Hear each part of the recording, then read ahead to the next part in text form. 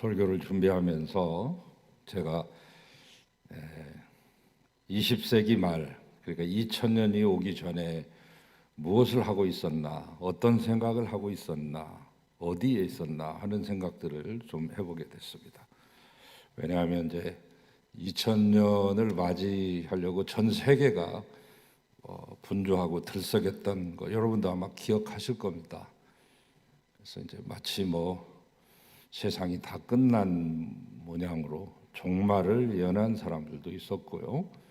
그래서 다미 선교회 같은 것도 거기에 편성해서 시한부 종말론자들이 나오기도 했고, 노스트라다무스의 예언까지 나와서 97년에 망한다느니 98년에 세계는 끝이라느니, 아니면 이제 Y2K 밀레니엄 버그 같은 현상으로 인터넷이 멈추게 되고 컴퓨터가 2000년을 인식하지 못하게 돼서 비행기도 공중에서 떨어지고 병원에서 치료받다가 심장 박동기가 멈춰서 그대로 마비되는 분들도 계실 거고 하는 그런 상당히 복잡하고 시끌적했었죠. 그러나 한편으로는 또 희망을 가지신 분들도 많이 계셨습니다. 미래학자들, 특별히 엘빈 토플러 같은 이런 분들은 제3의 물결이 밀려오고 4의 물결, 제1 물결은 농업혁명이죠. 이 물결은 이제 산업혁명이고 3물결은 정보혁명인데 4물결, 5물결이 물려올 거다. 그 5물결이 바로 영성의 물결, 영성의 시대가 도래하는도다. 이렇게 예언했습니다. 몇 해 전에 돌아가셨어요. 한 3, 4년 전에. 참 앞서가시는 분이고 대단한 분이었습니다만, 이에 뒤질세라 수많은 미래학자들이 얘기도 했고, 특별히 이제 하버드대에서 사회윤리를 가르치셨던 하비 콕스 박사, 70년대 저희 대학교 들어갔을 때 한참 세속도시라고 하는 책을 써내서 아주 베스트셀러가 되기도 했습니다. 이분이 이제 지나서 한 20년 뒤에 책을 썼어요. 1996년도에 낸 책인데 영성, 음악, 여성이라고 하는 그런 책을 썼습니다. 그냥 책상에서만 쓴 게 아니라 전부 여행 다니면서 저기 남미 쪽도 가보고 우리 한국도 와보고 그 부흥운동 한다고 하는 이게 순복음교회도 다녀가시고 이러면서 이제 나름대로 생각을 집약을 해서 2000년이 되면 21세기가 되면 이런 세상이 올 거다라고 하면서 책을 쓰셨는데 그 책 제목의 이름이 바로 영성, 음악, 여성입니다. 영성의 시대가 오며 그 영성은 음악으로 표출되는데 그 음악의 장르는 재즈이며 이 영성의 시대를 이끌고 갈 주체는 여성이다. 그래서 이제 그 세 개의 주제어를 가지고 제목을 삼았죠. 영성, 음악, 여성이라고. 그래서 이제 저나 여러분이나 2000년이 되기 몇 년 전부터 많이 궁금하셨고, 그런데 어느덧 벌써 2000년을 20년을 훨씬 넘어가면서 2021년을 우리가 살아가고 있습니다. 그분들이 예언했던 것이 그렇게 과히 틀린 말은 아니었어요. 그런 조짐들이 이미 많이 일어나고 영성의 시대가 왔죠. 지금 진행되고 있습니다. 특별히 이제 학자들 간에는 국민소득이 3만 불이 넘기 시작하면 삶의 질을 논한다거나 레저 따위를 말하는 시대를 지나서 이제는 보다 더 깊은 영적인 삶에 대한 관심이 깊어질 것이다. 이렇게 예견하기도 했습니다. 우리나라가 이미 3만 불을 넘었어요. 3만 1,000불이에요. 이탈리아를 추월하고 지금 캐나다 턱밑까지 왔습니다. 그래서 G7 국가 들어오라고 얘기도 하고 손짓도 하고 그렇습니다. 방역도 이번에 정부가 나름대로 애를 썼고, 정부만 잘한다고 되는 게 아니잖아요. 국민들이 다 불편과 불이익을 감수하면서 참고, 마스크 쓰라면 마스크 쓰고, 모이지 말라면 모이지 말고 이렇게 협조를 잘 함으로 세계적으로 위상이 높아지니까 우리나라를 보는 눈이 달라지기 시작했죠. 전 세계에서 5천만을 넘고 소득이 3만 불을 넘는 국가가 많지 않습니다. 딱 7개 있습니다. 그 7개 국가 중에 우리가 들어가는 게 제 7번째로, 이게 축구에서도 골을 10골 이상 넣고 그다음에 도움을 10골 이상 주면 10-10 클럽이라고 있습니다. 야구도 마찬가지죠. 예, 홈런을 20개 이상 치고 도루를 20개 이상 하면은 20 클럽에 가입하듯이 우리는 5천만 3만 클럽에 가입한 선진 국가가 된 것이죠. 그럴수록 이제 레저나 삶의 질을 논하는 것을 지나서 점차로 깊은 영적인 삶에 대한 관심을 지니게 될 것이다. 이미 서양에서는 이제 3만 불, 5만 불을 넘어가면서 거기에 관심을 갖다 보니까 서양에서는 더 이상 찾을 게 없습니다. 동양 쪽으로 관심을 기울이면서 차츰 이런 불교랄지 선, 그러니까 미국에서는 선을 선이라고 안 하고 첸이라고 발음하죠. 이 첸에 대한 관심도 많이 깊어졌습니다. 그래서 토마스 머튼이랄지 리차드 포스터랄지 그다음에 뭐 유진 피터슨이랄지 이런 분들, 또 우리 이 티벳으로 오면 영적인 지도자임과 동시에 정치 지도자이기도 한 최고의 수장인 달라이 라마라고 하는 분도 있고, 베트남 분으로서 지금 프랑스에서 풀럼 이 공동체를 이끌고 있는 틱낫 한이라고 하는 그런 승려도 있습니다. 이분들이 이제 막 뜨기 시작하는 거죠. 그분들이 뜬다고 하는 것은 영성의 관심이 전 세계적으로 다 일어나고 있다는 것이죠. 우리나라에도 이런 현상들이 깊어져만 갑니다. 기독교의 관점에서 보면 영성의 시대가 온다는 것은 매우 환영할 만하고 긍정적인 면도 있는 반면에 한편으로는 걱정되고 우려되는 부정적인 측면도 동시에 가집니다. 긍정적인 건 뭐냐면 사람들이 그동안 합리적이고 이성적이고 과학적이고 이런 거에만 귀를 기울이다가 영적인 것에도 귀를 기울이기 시작한다는 그런 긍정적인 면이 있고, 반면에 부정적인 면은 이방 종교의 영성과 사이비 이단의 영성이 활개치게 될 가능성이 더 많아졌다는 거죠. 판이 커졌습니다. 인터넷도 있고 SNS도 있고 유튜브도 있는데, 이런 것들로 여러분, 예전에는 이제 목사님이 뭐 하지 마라, 뭐 보지 마라, 어디 가지 마라 하면 보지도 않고 가지도 않고 하는 이런 단순한 세상이었는데, 이제는 막 정보가 다 열려 있고 널려 있으니까, 특별히 유튜브 같은 것은 알고리즘에 의해서 여러분이 많이 봤던 것을 계속 이분이 이것을 많이 보는구나 해가지고 옆에다가 창에다가 여러분이 봤던 거고 비슷한 것을 쫙 올려줍니다. 그러면 자연히 사람이 눈이 옆으로 가게 되니까 그 중에서 또 뽑아옵니다.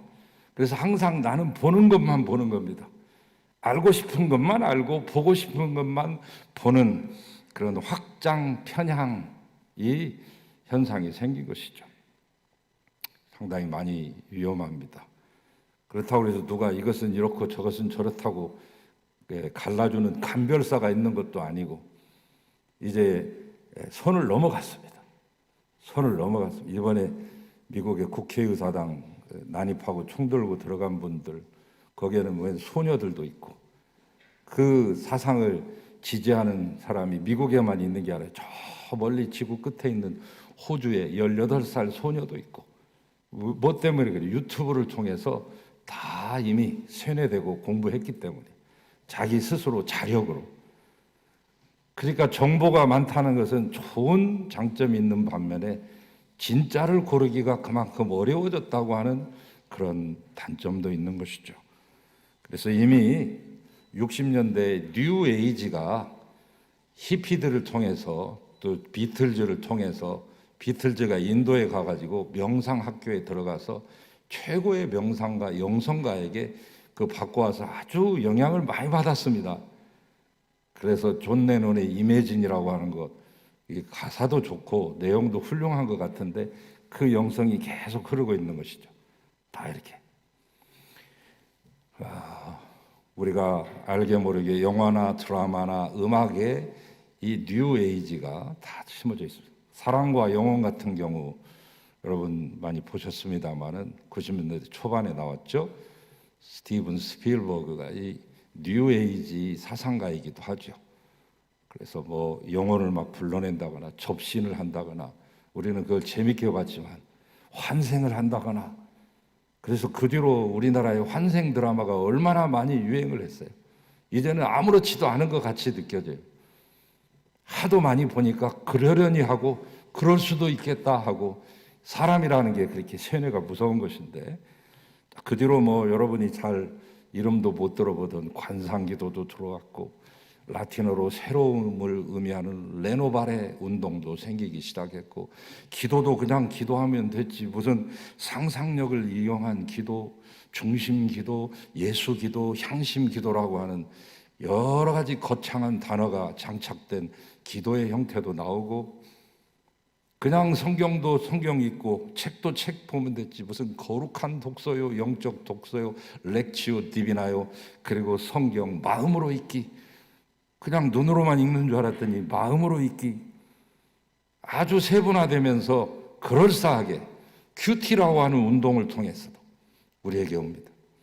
근데 이 모든 것들이 성경적인 것도 있지만 비성경적인 것들이 대부분이고, 반성경적인 것들, 안티 기독교인 것들도 많죠. 우리의 영성이 아닌 것들 많죠.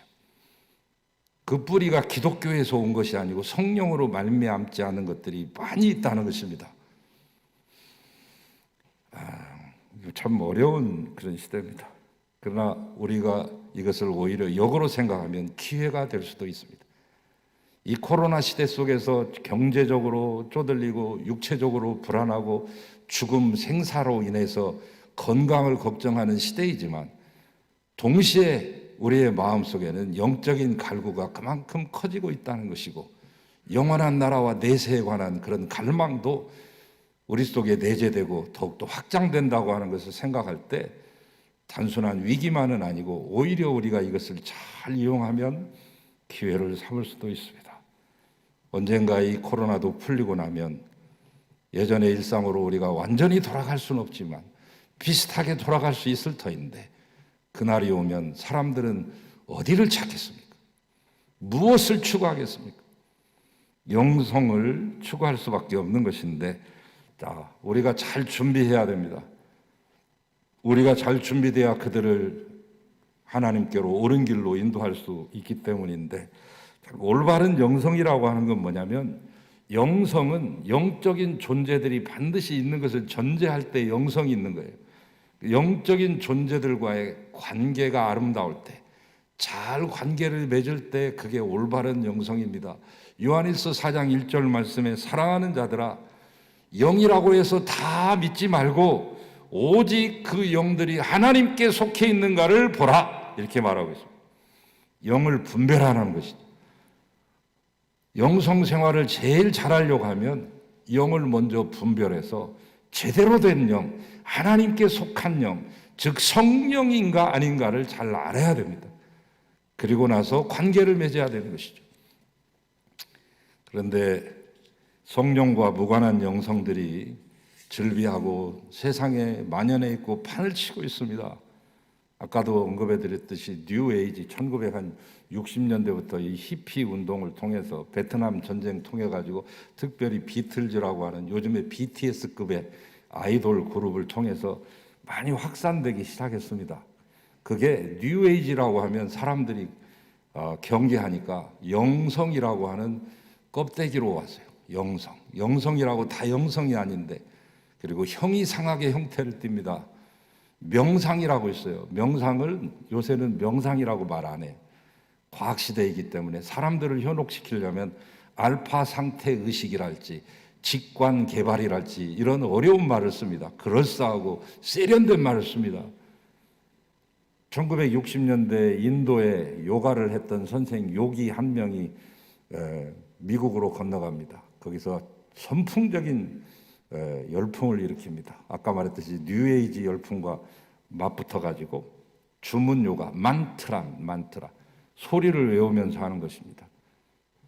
샤크라 또는 차크라, 내 속에 있는 이 기를 빨아 올려 가지고 우주와 합일되고 신과 합일되고 연합한다고 하는 그런 그럴싸한 것으로 해가지고, 나중에 이것이 주문 요가가 뭐라고 얘기하냐면 초월적 명상이라고 하는 멋진 이름을 갖습니다. 접신하는 거 있잖아요. 우피 골드버그가 접신해 주잖아요. 사랑과 영혼에서. 접신하는 것도 멋지게 채널링이라고 하는 근사한 표현을 씁니다. 과학의 시대의 힘으로 사람들을 현혹시키기 위해서. 여러분, 관상기도도 조심해서 하셔야 되고요. 제가 나중에 시간이 되면 설명해 드릴게요. 명상하는 것도 영성이 어디에서 오는 건가를 잘 아시고 해야 돼요. 하다못해 교회에서 하는 큐티 운동도 결국은 그것이 기독교적인 것이 아닌 큐티가 있습니다. 무슨 일기를 쓴다거나 무슨 편지를 쓴다거나 이런 프로젝트로 지금 아주 구독자 수를 몇십만, 몇백만 넘어가는 그런 교회도 있습니다만 여러분 잘 주의하시기 바랍니다. 영성이 어디서 온 건가, 그들의 뿌리가 무엇인가를 분별하지 않으면 우리는 미혹하는 영에게 사로잡힐 수 있습니다. 자, 그러면 깊이 있는 영성이란 뭐냐? 좋은 영성은 관계를 잘하는 것이고요. 하나님의 영과 깊이 있는 영성은 뭐냐면 좋은 관계를 계속해서 유지해가고 발전시켜가는 것이 깊이 있는 영성입니다. 여러분, 부부관계에도 금술 좋은 사람은 정서적으로 안정되고 평안하잖아요. 부부관계가 좋지 않은 사람은 부인이 밖에 나와 있거나 남편이 밖에 나와 있을 때 보면은 늘 비판적이고 그렇게 우호적이질 않습니다. 왜냐하면 가정이 평안하지 않기 때문에. 여러분, 성령과의 관계도 마찬가지. 그 관계가 좋은 사람은 그 영성에 깊이가 있습니다. 그러나 좋지 못한 사람은 영성에 문제가 생기기 시작합니다. 자, 오늘은 특별히 성경이 말씀하는 성령과의 좋지 못한 관계를 제가 말씀드리겠습니다. 아니 좋은 관계도 세고 셌는데 왜 좋지 못한 관계부터 말합니까 하면 제가 할 말이 없습니다만, 그러나 좋은 관계를 알아보는 것도 접근하는 하나의 방법이지만 좋지 않은 관계를 알아보는 것도 반면 교사를 삼아서 그렇게 하지 않으면 되는 것입니다. 오히려 그것이 더 빨리 이해할 수 있고 빨리 도달할 수 있는 방법이 될 수 있기 때문에 오늘은 성령과 좋지 못한 관계가 어떤 것이 좋지 못한 건가를 잠깐 말씀드리겠습니다. 첫째는 성령을 모독하는 죄입니다. 누가복음 12장 10절 말씀을 보면 누구든지 말로 인자를 거역하면 사함을 받으려니와 성령을 모독하는 자는 사함을 받지 못한다. 오늘 본문 말씀에 보면은 이 생과 내 생에서 사함을 받지 못한다. 아주 이례적으로 강하고 세게 말씀합니다. 웬만하면 주님이 이런 말씀 안 하잖아요. 다 복된 말씀하고 평안을 주는 말씀하고 좋은 말씀하고 위로의 말씀, 칭찬과 격려의 말씀 주는데 가끔 가다 보면 주님이 몹시 화라도 난 듯이 이거 주님이 하신 말씀 맞아? 할 정도로 의심이 들 정도로 센 부분이 나온다고요. 그 센 부분을 놓치지 마시기 바랍니다. 다른 약한 부분들은 그냥 그저 그렇고 넘어간다고 치더라도 뭔가 하지 말라고 한 부분이나 강하게 주님이 액센트를 주어서 하시는 말씀을 눈여겨봐야 되는데 오늘 이 말씀 사함을 받지 못한다. 주님의 입에서 나온 말씀입니다. 성령을 모독하는 자. 성령을 모독한다는 말이 뭐냐면 지난주 설교하고 연결되어 있어요. 이 말씀은 마태복음 12장 전체하고 연결되어 있어요. 마태복음 12장은 안식일 논쟁이에요. 제자들이 안식일에 지나가다가 밀밭에서 밀을 비벼서 먹은 거 가지고 태클을 건 것, 안식일에 병 고쳐준 것을 태클을 건 것을 가지고 주님이 강하게 나무래시죠. 사람이 안식일을 위해 있는 게 아니야. 안식일이 사람을 위해 있는 것이지. 이 말은 아무렇게나 한 말이 아니야. 안식일의 주인인 내가 말하노라. 내가 선언한다. 라고 그렇게 말씀하면서 하신 말씀인데 끝까지 발목을 잡습니다. 나면서부터 눈 멀고 귀 멀은 사람, 눈 멀고 입이 벙어리가 된 이분도 고쳐주시잖아요, 주님이. 그러자 다른 사람들은 다 칭찬을 보내는데 바리새인들이 보면서 배가 아파가지고 자기의 인기가 빼앗기는 것이 너무나 억울해가지고 이 예수님을 걸고 넘어지는데 귀신의 힘으로 고쳤다는 거예요. 지난주 말씀드렸잖아요. 바알세불 귀신의 왕의 힘으로 고치는구나 이렇게 말했어요. 성령의 힘으로 고친다고 주님이 말씀했는데 그들은 굳고 귀신의 힘으로 고치는 거야, 이렇게 말했어요. 그러니까 성령을 모독하는 죄라고 하는 것은 성령의 역사를 사단의 역사로 폄하하고 조롱하고 그래야 결국 성령을 모독하게 되는 것이죠. 물론 잘 몰라서 그럴 수 있습니다, 여러분. 사람이니까 어떻게 다 알겠어요. 그러나 성경에 분명히 말씀하고 있는 거, 기독교 역사상에 꾸준히 있어 왔던 이런 성령의 역사까지 부정하면 잘못된 길로 갈 수가 있습니다, 여러분. 우물 안의 개구리는 항상 우물 안만 합니다. 내가 알고 있는 예수, 내가 알고 있는 교회가 전부가 아닙니다, 여러분. 내가 알고 있는 하나님이 전부가 아닙니다. 여러분이 이해하고 계신 성령님이 전부가 아닙니다. 그분은 우물에 갇혀 계신 분이 아니기 때문에. 내가 경험하지 못한 영적 사건이 일어나면 저 좀 잘못된 거 아니야? 하고 문제시하는 태도는 자칫 잘못하면 성령을 모독할 수 있습니다. 제가 일산에서 담임 목회할 때 모셨던 분들이 당대 최고의 부흥사이시고, 목사님은 일본과 한국을 넘나들면서 지식인이고 인텔리이면서 동시에 뜨거운 분이고 부흥사입니다.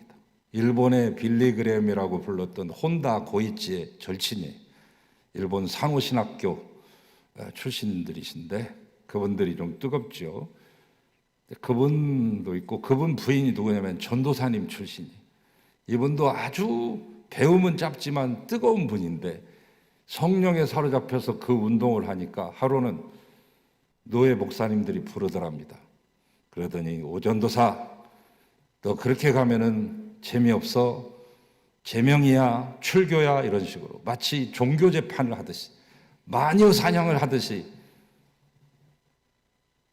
그래서 그 교권 앞에서 입을 다물고 조용히 뒤로 물러나왔다고 하는 그런 간증도 들었습니다마는, 여러분, 모든 것들이 다 성령의 역사일 수는 없죠.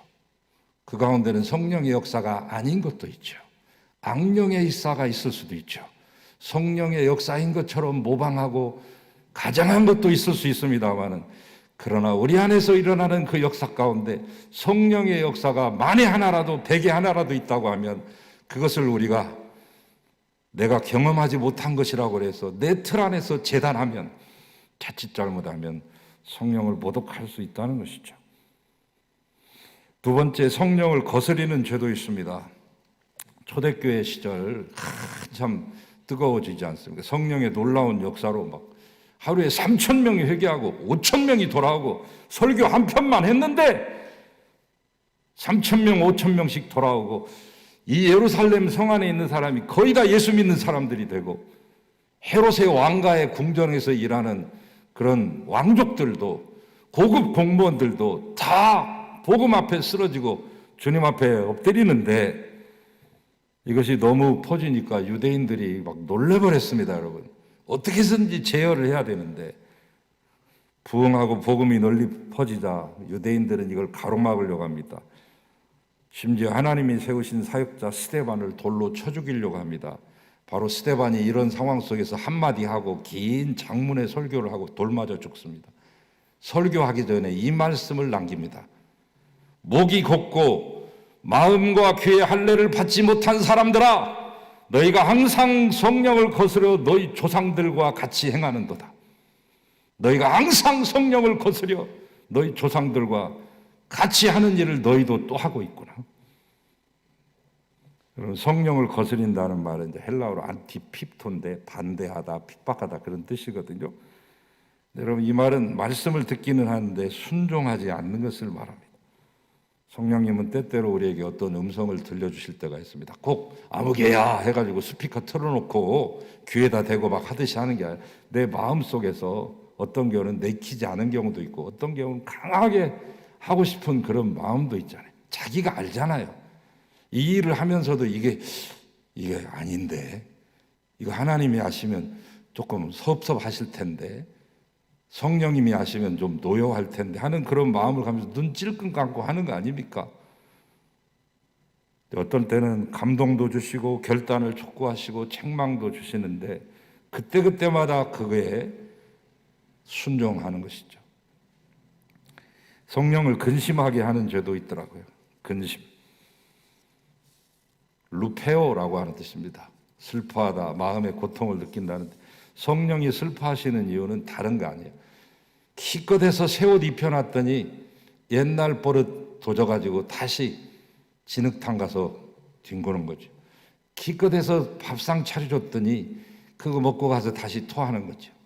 기껏해서 목욕시켜줬더니 가가지고 진흙탕에 가서 나뒹구는 개와 돼지와 같은 그런 삶으로 갈 때, 옛사람을 벗어버리고 구습을 벗어버리며 새 사람을 옷 입으라고 하고 예수 그리스도의 목숨 걸고 목숨값으로 우리에게 새로운 생명을 주셨는데 그렇게 살지 못할 때 성령은 슬퍼하십니다. 이와 같이 성령도 우리 연약함을 도우시나니 우리가 마땅히 빌 바를 알지 못하나 오직 성령이 말할 수 없는 탄식으로 우리를 위해 친히 간구하시느니라. 우리가 연약하고 넘어지고 쓰러질 때 성령은 우리 안에서 슬퍼하시고 크게 탄식하시며 탄식에 머물지 아니하시고 버리지 아니하시고 이 자식, 이 사람을 살려달라고 하나님 앞에 간구하신다는 것입니다. 거기까지 이르러서는 안 될 거 아닙니까? 근심하게. 근데 여러분 마지막에 또 보니까 이것으로 있는 줄 알았더니 소멸하는 죄도 있더라고요. 소멸. 스베누미라고 하는 뜻이 소멸이 불을 끈다. 성경에서 보면 성령의 역사를 때로는 불로 비유하기도 합니다. 물 같은 성령, 바람 같은 성령, 기름 같은 성령도 있지만 대부분 불로서 그 뜨거움, 열기로서 비유되는데 성령이 우리 안에 임하시면 마치 추운 방 안에 따뜻한 난로 하나를 피워놓은 것과 같습니다. 마음도 따뜻해지고 난로 위에서 음식을 고구마를 구워 먹을 수도 있고 요즘 아이들 같으면 다른 또 새로운 것들을 할 수도 있겠죠. 성령이 우리 안에 임하시면 마음이 뜨거워지고 주를 위해 일하게 됩니다. 성령을 소멸치 말라라고 하는 말은 성령이 식거나 꺼지게 하지 말라는 것입니다. 근데 성령이 꺼지는 경우는 불이 꺼지는 경우하고 똑같습니다. 연료가 떨어지면 불이 꺼진다는 사실. 전기난로는 전기를 공급받아서, 화목난로는 목재 땔감을 공급받아서, 석유난로는 석유를 공급받아서 불을 유지합니다. 떨어지면 유지가 안 됩니다. 떨어지는 즉시 불이 꺼집니다. 하나님께로부터 계속해서 은혜를 공급받지 못하면 성령의 불은 꺼집니다. 또 다른 하나는 물을 끼얹을 때 불이 꺼집니다. 제가 이렇게 목회를 하다 보면 성도님들 가운데 여러 가지 은사가 있는데 소방 은사도 있더라고요. 막 불이 타오르려고 할 때 물을 쫙 부은 소방수와 같은 소방 은사도 있는 분들도 봤습니다만 모닥불을 끌 때 바켓에다가 찬물을 가득 채워가지고 가져와서 불 붙고 있는 모닥불에 물을 끼얹으면 불이 꺼지게 되어 있습니다. 믿음의 공동체에 죄악이 스며들면 성령의 불은 꺼지고 맙니다. 초대교회 아나니아와 삽비라가 땅 팔고 거짓으로 거했을 때 베드로가 굳이 그렇게 단호하게 대처한 것도 거짓과 음란 같은 죄가 공동체 안에 스며들면 마치 찬물을 끼얹는 것처럼 성령의 불이 꺼지기 때문에 단호하게 했던 것이죠. 우리 안에 성령의 불이 꺼지지 말아야 됩니다. 오히려 이 모닥불에 기름을 부어서 그 불을 더욱 일으키듯이 성령의 불이 더욱 강렬히 타오도록 해야 되겠습니다. 코로나가 그 성령의 불을 막을 수 없습니다. 코로나 가운데서도 그 성령의 불은 꺼지지 않아야 됩니다. 그럼 그러려면 영분별을 잘 하시고 성령과 좋은 관계 맺으시고 언제나 성령님을 기쁘시게 하는 여러분 모두 되시기를 주의 이름으로 축원합니다. 하나님 감사합니다. 성령님을 기쁘시게 하는 삶을 살게 하여 주시옵소서. 근심케 하거나 노하게 하지 않게 하시고 성령을 소멸해버리는 일이 발생하지 않아서 성령 충만함으로 이 어려움을 이겨내고 승리케 하여 주시옵소서. 예수님의 이름으로 기도하나이다. 아멘.